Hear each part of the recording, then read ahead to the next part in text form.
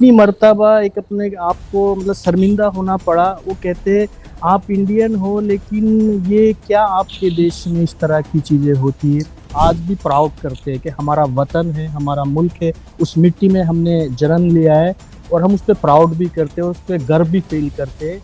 लेकिन जो हालात अब पॉलिटिकल लेवल पे हो चुके हैं, उसमें कहीं ना कहीं हमको शर्मिंदा होना पड़ता है। दूसरे विदेशी लोग भारत के बारे में क्या सोचते हैं, उसे हमें सहना पड़ता है।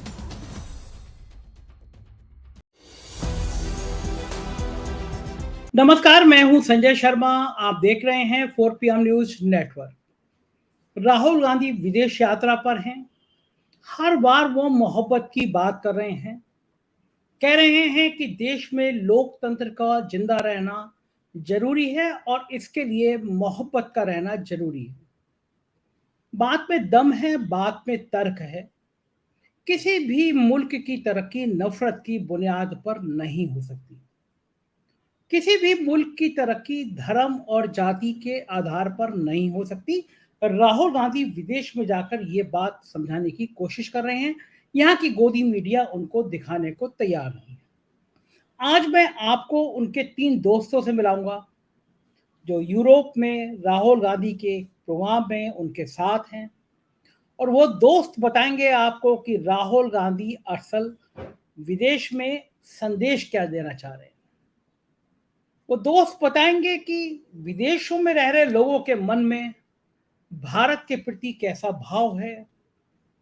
विदेश में रह रहे लोग भारत के प्रति क्या दृष्टिकोण अपनाते हैं। और राहुल गांधी के ये दोस्त बताएंगे कि जब राहुल गांधी विदेश में बोलते हैं तो उसके संदेश क्या जाते हैं। दरअसल राहुल गांधी ये बात समझ गए हैं कि देश की मीडिया पर एक तरह की सेंसरशिप लागू है। देश की गोदी मीडिया कभी आपको सच्चाई बताने नहीं देगी, सच्चाई के आसपास आने भी नहीं देगी। अंबानी के चैनल दिन रात हिंसा का माहौल बनाए रखेंगे।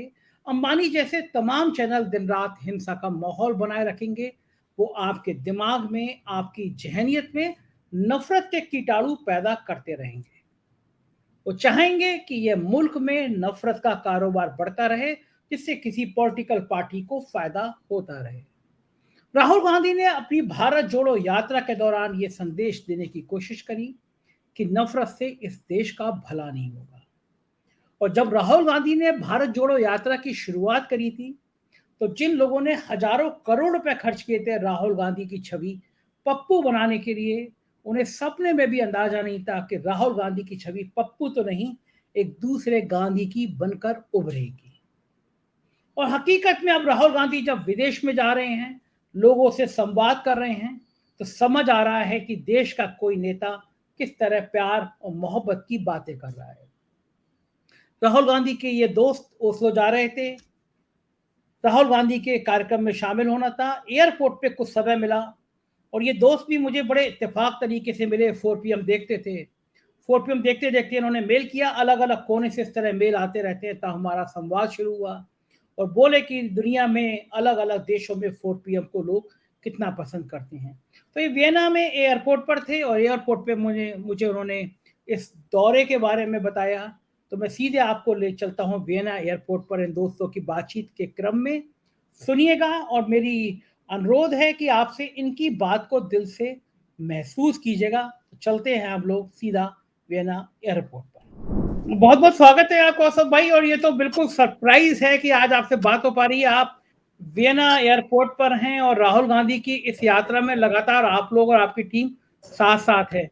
सबसे पहले मैं अपने दर्शकों को ये बताना चाहूंगा कि आज बहुत 3 खास मेहमान, भारतीय मूल के मेहमान जिन्होंने दुनिया में अपना डंका बजाया है, तो दुनिया के अलग अलग जगह पे हैं, तीनों राहुल गांधी के साथ।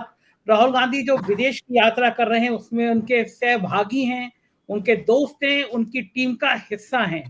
मेरे से बात हुई और ये लोग वियना एयरपोर्ट पर हैं। राहुल गांधी उसको जा रहे हैं। ये लोग वहां कुछ घंटे में पहुंच जाएंगे। फ्लाइट में जो गैप था उसका मैंने सदुपयोग किया।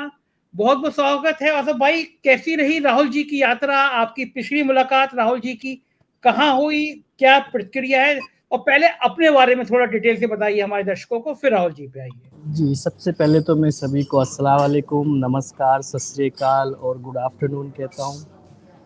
तो ये हमारे लिए गर्व की बात है कि हम इंडियन ओवरसीज़ वालों के पास जब राहुल गांधी आते हैं तो हम बहुत ही ज़्यादा एक्साइट हो जाते हैं, क्योंकि उनसे बहुत ही ऐसा कम वक़्त मिलता है कि उनसे मुलाकात हो पाए।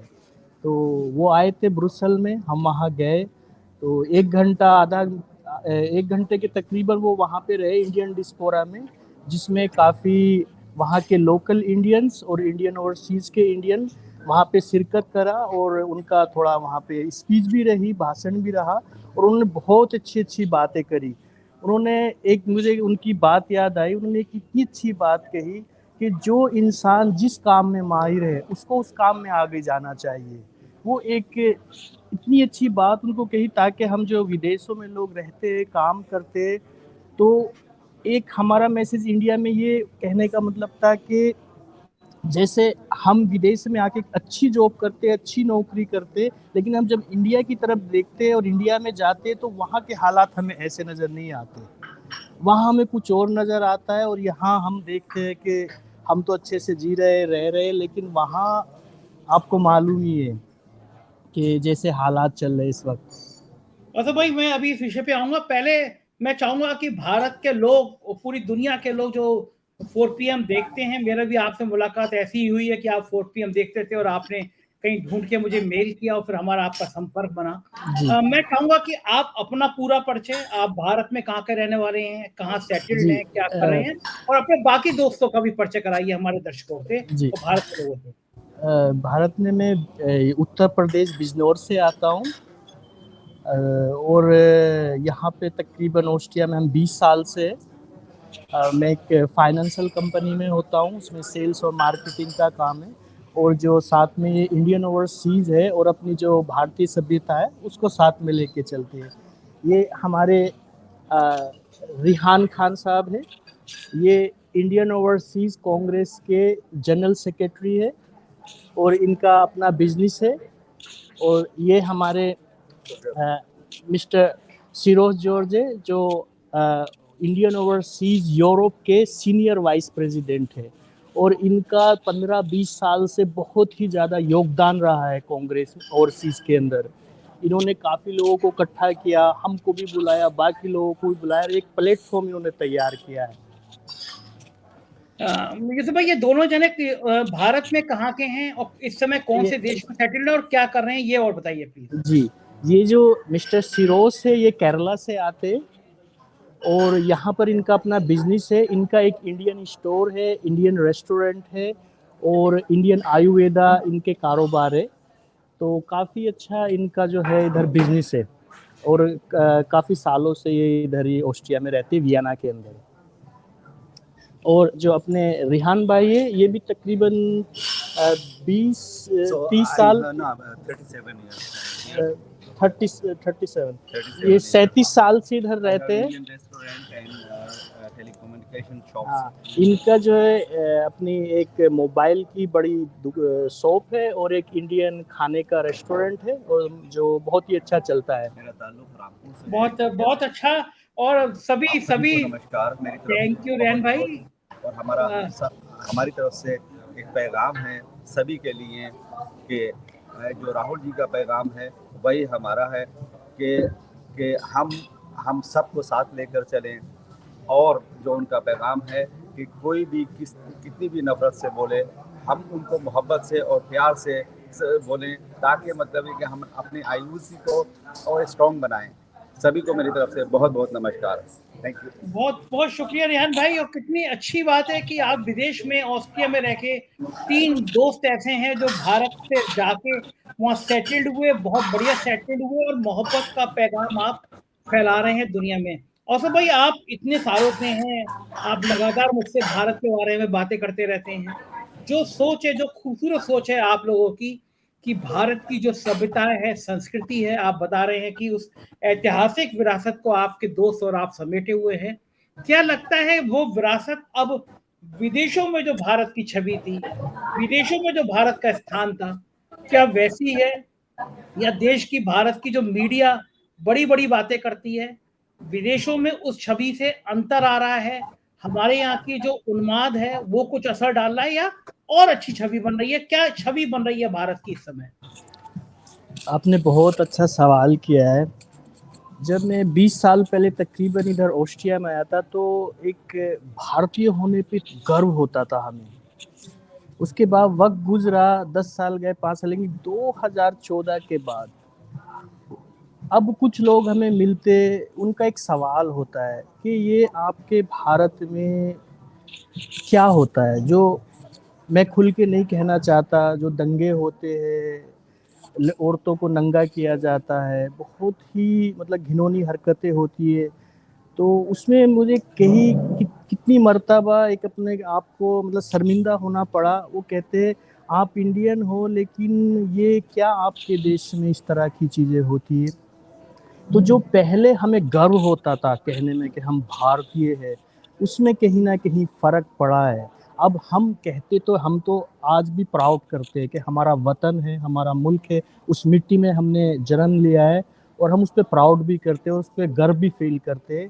लेकिन जो हालात अब पॉलिटिकल लेवल पे हो चुके हैं, उसमें कहीं ना कहीं हमको शर्मिंदा होना पड़ता है, क्योंकि वो तो वहाँ बैठ के या अपनी पार्लियामेंट में बातें कर देते, लेकिन विदेशों में रह रहे लोगों को ये सब चीज़ें ग्राउंड लेवल पे देखने को मिलती है कि दूसरे विदेशी लोग भारत के बारे में क्या सोचते हैं, उसे हमें सहना पड़ता है। आसफ भाई, अभी राहुल गांधी गए हैं विदेश में, कल आप उनके साथ थे, बहुत आपने तस्वीरें भेजी हैं, राहुल गांधी के साथ थे। अब से कुछ घंटे बाद फिर आप राहुल गांधी के साथ होंगे ओस्लो में। राहुल जी, गांधी जो ये विदेश आ रहे हैं, इस दौरे से क्या वो संदेश दे रहे हैं? आप लोगों से राहुल गांधी ने क्या कहा, और जो राहुल गांधी बोल रहे हैं इसकी दुनिया में क्या छवि बन रही है? खासतौर से आप जिन मुल्कों में रह रहे हैं, वहां के जो भारतीय मूल के लोग हैं, राहुल गांधी का संदेश वो किस तरह से ग्रहण कर पा रहे हैं? क्या संदेश जा पा रहा है?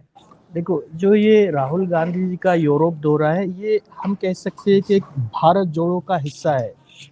जब वो विदेश में आते हैं तो वो भारतीयों के साथ मिलते हैं और वो जो एक भारत जोड़ो यात्रा है वो कहीं ना कहीं उसका हिस्सा बन जाती है।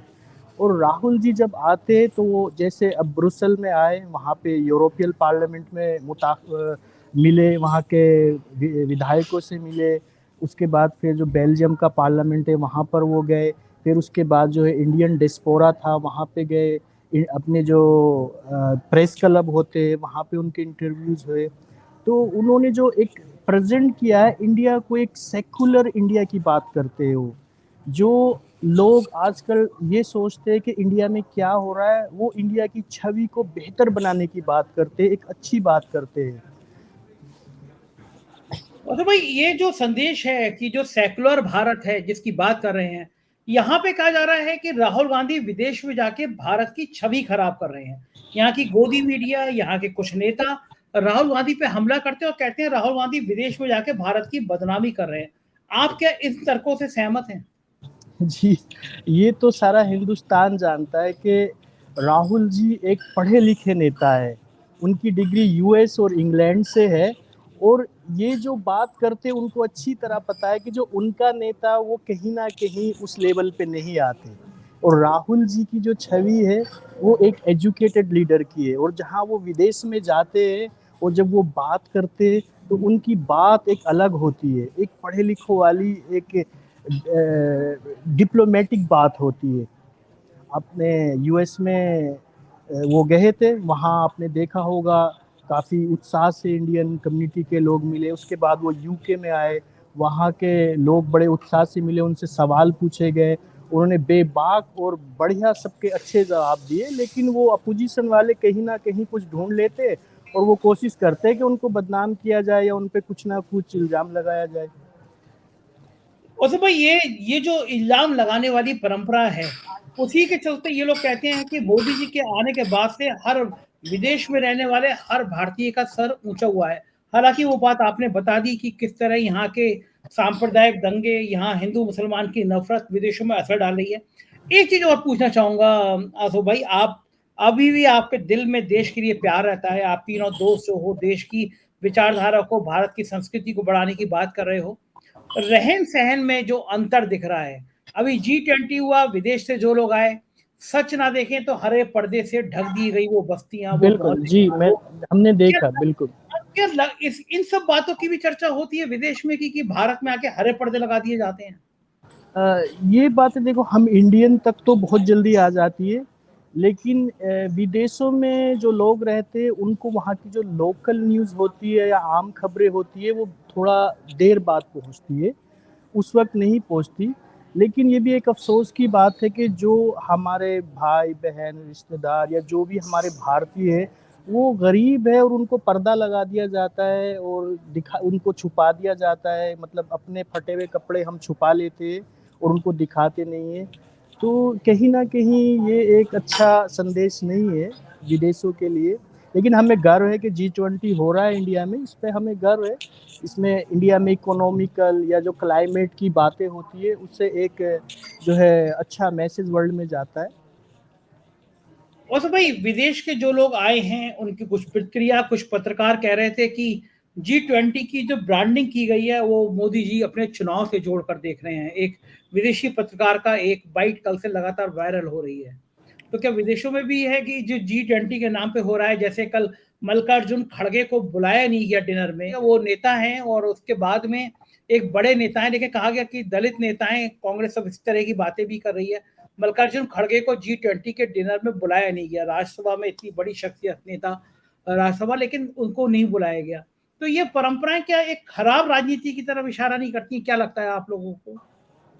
देखो ये जो सारा अभी मतलब कि ये तो सभी जानते हैं, खासकर मतलब पत्रकारिता में जो जितनी हमारी इंडिया की मीडिया उनको अच्छी तरह मालूम है कि जो हमारी राजनीति वो एक या दो लोगों के ऊपर ही चल रही है और उन्हीं के डिसीजन होते हैं कि कैसे क्या करना है। जो एक सेकुलर सिस्टम था, जो हमारा एक कॉन्स्टिट्यूशन था, जो संविधान था, उसको तो अभी कहीं न कहीं नज़रअंदाज करके वो अपने ही कायदे कानून चलाने की कोशिश करते।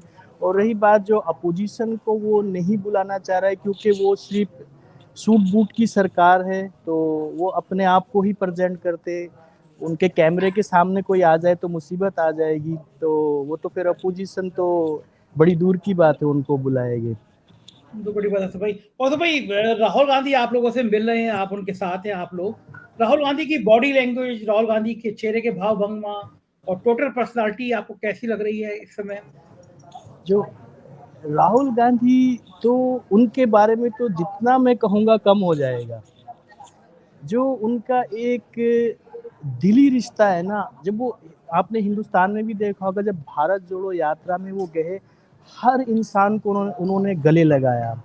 हर चाहे वो गरीब है, अमीर है, किसी जात-पात का भी बिना भेदभाव के हर इंसान को उन्होंने गले लगाया।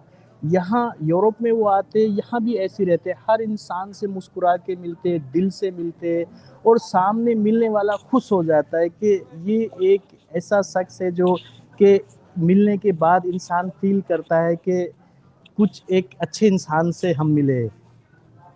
बिल्कुल आसिफ भाई, आखिरी सवाल, आप सब लोग भारत का नाम वहां पे और ऊंचा करें, ये हमारी कामना है। और आखिरी सवाल, भारत के लिए आप क्या संदेश देना चाहते हैं आप सब लोग? भारत के लिए संदेश है कि हम विदेशों में रहने वाले आज भी उतना ही प्यार करते थे जितना हम वहाँ रह के करते थे और हमारी हमेशा कोशिश रहेगी कि इंडिया में जो भी होगा, जो राहुल जी का एक मैसेज है कि वो नफ़रत के बाज़ार बनाएंगे लेकिन हम मोहब्बत की दुकान चलाते रहेंगे और हम उसी में लगे हुए हैं। हम जितने भी हमारे यहाँ पे जितने भी जो भी मज़हब के यार दोस्त हैं, हम मिलते हैं। हालाँकि वो कुछ लोग दूर हटते, हाथ भी नहीं मिलाते, हम उनसे जाके गले मिल लेते हैं। कहते भाई आप हमारे भाई हो, मित्र हो, हम एक देश के हैं। अब आप ये देखिए एक नफ़रत फैलाने वाले लोग अच्छे लोग कैसे हो सकते हैं? मोहब्बत फैलाने वाले या मोहब्बत करने वाले तो हमेशा ही आगे रहेंगे। लेकिन अफ़सोस है कि कहीं न कहीं जो ये नफ़रत फैलाने वाले हैं, उनको कुछ लोग देख नहीं पाते कि ये देश में क्या कर रहा है। अब बिल्कुल और ठीक कह रहे हैं, माहौल ऐसा ही है। अब बहुत बहुत शुक्रिया औसफ भाई, आपकी फ्लाइट का टाइम हो रहा है लेकिन तब भी आपने हमसे बात करी और हम फिर आपसे एक बार बात करेंगे, जानेंगे की किस तरह है। एक आखिरी बात तो बताइए, आपने 4 पीएम को ढूंढा कैसे, और क्या 4 पीएम को देखा जा रहा है आजकल आपके कंट्री में? जी, आप सबसे पहले तो मैं आपको मुबारकबाद देना चाहूँगा, आपके 13-14 मिलियन सब्सक्राइबर हो चुके हैं। बहुत-बहुत खुशी। और सबसे अच्छी बात है, जब मैं आपको देखता हूँ तो सुनने का ही मन करता है। जैसे बेबाक हो के आप बात करते हो ना, और जैसे गोदी मीडिया को आप दिखाते हो कि देखो भाई ये सेकुलर बात होती है, सच को सच बोलते हो और गलत को गलत बोलते हो। आज के दौर में हमें हिंदुस्तान में आपके जैसे पत्रकार चाहिए, आपके जैसे संपादक चाहिए। और मैं तो ये कहता हूँ कि जैसे रवीश कुमार हो, आप हो, इस देश के आप ही एक जो है वफादार मीडिया वाले हो इस वक्त। शुक्रिया इस प्यार के लिए असफ भाई। अपने दोस्तों को भी मेरा सलाम कहिएगा और जी मोहब्बत के इस संदेश को फैलाते रहिएगा। हम लोग फिर संपर्क करेंगे। बहुत बहुत शुक्रिया। जी, thank you. Thank you very much जी, थैंक यू। देखा आपने कैसे भारत के मूल के ये 3 दोस्त पूरी दुनिया में प्यार का संदेश बांट रहे हैं, कह रहे हैं कि भारत की शान तभी बढ़ेगी जब हम लोग मोहब्बत की बात पूरी दुनिया में करेंगे। कैसा लगा ये आपका इंटरव्यू, मुझे जरूर बताइएगा। मुझे आपके कमेंट का इंतजार रहेगा। अपनी राय से अवगत कराइएगा। शुक्रिया। Thank you.